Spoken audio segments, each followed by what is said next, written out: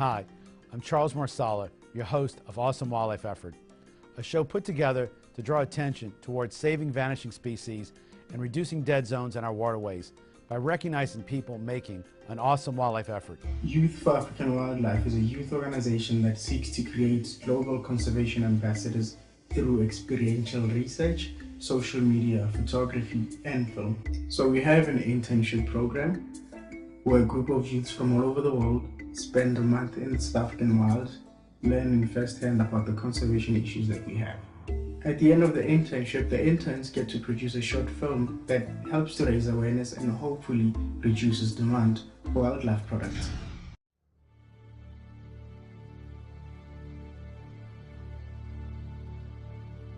Every 8 hours in Africa, a rhino is poached. The reality is that this mother, Mara, could quickly become one of the 3 rhinos killed a day, making her a mere statistic in the rhino poaching crisis. Her calf would be orphaned and cannot survive in the wild on its own. One rhino came to us and the vets said she's probably not going to make it. She'd been hit with an axe 23 times. You could see the axe marks in the top of her head. You could see her brain.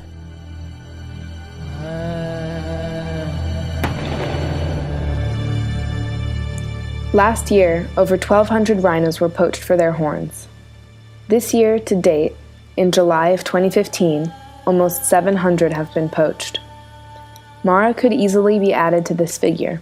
These rhinos are brutalized so that poachers can saw off their horns and part of their face, oftentimes while they are still alive. The horns are then sent to Asia to help satisfy an insatiable demand. Sadly, the statistics don't count rhinos that survive, that might die later, and the orphans aren't counted either, they don't make it. So the statistics are much higher. It's probably about 20% higher than the actual numbers. These numbers are spurred by the demand for rhino horn in Asia. Consumer markets are highest in Vietnam and China, with the demand increasing drastically every year. The following footage from a hidden camera shows rhino horns being sold illegally from the back of a tailor shop. The vendors will try to close sales by using fake statistics about the curative values of rhino horn. Rhino horn has been scientifically proven to have no medicinal benefit. It is made of keratin, much like our fingernails. Here in East Asia, rhino horn is purchased for use in traditional medicine, as trophies, or bought as a status symbol. It is falsely believed to be able to cure cancer, hangovers, and a variety of other ailments. At its current market price, it is double the value of gold. This hidden camera shows the permits the vendor received to hunt the rhino. However, the paper forbids him from portioning and selling the horn. You know, as the Vietnamese and the Chinese and Southeast Asians have become more and more affluent and have more money to spend, it's only likely to increase.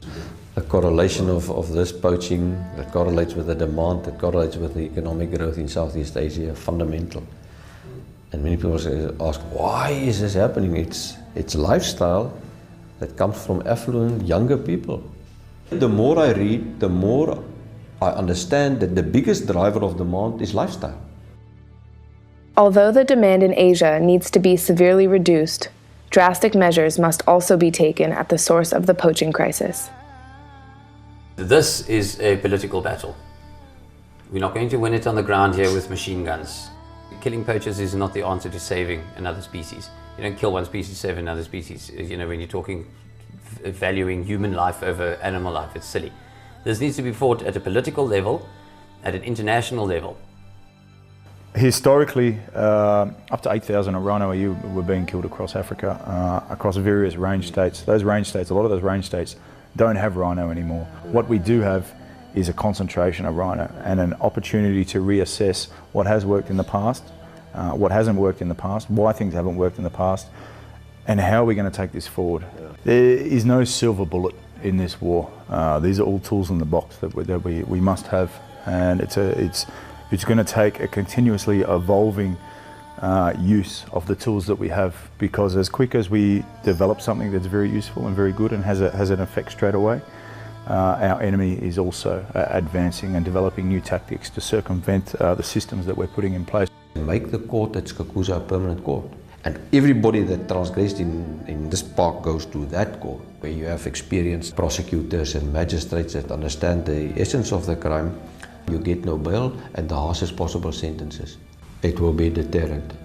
There's no doubt. The victory of anti-poaching will occur in boardrooms where the right decisions are taken and courts where people are put away.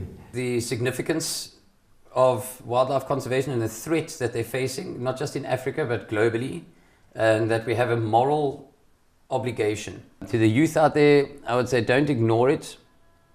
Don't let this generation be the generation that has allowed the big five to become the big four. If we don't do this in 3 to 5 years, we think at break-even point in terms of population growth. Mara represents the dwindling rhino population. We cannot let the sun set on her. We need to raise awareness and stop the demand now, before it's too late. This is the rhino's last shot.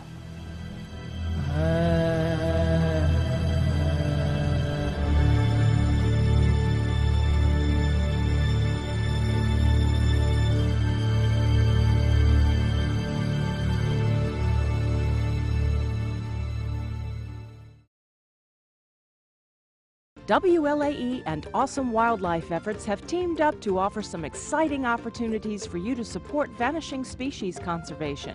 Make your awesome wildlife effort just by going to awe.news and clicking on Become a Sponsor. Choose from a wide array of rare and exciting artwork and experiences as our thank you gift when you become a supporter of this global effort.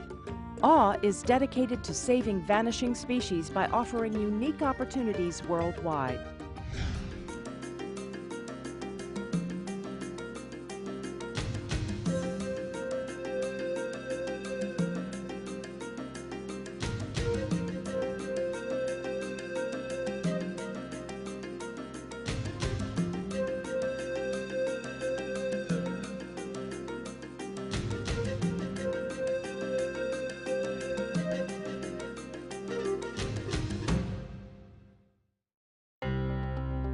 Subscribe to AWE News. We've interviewed numerous people, artists, legislators, people operating sanctuaries, activists who are working hard to save vanishing species. Get involved.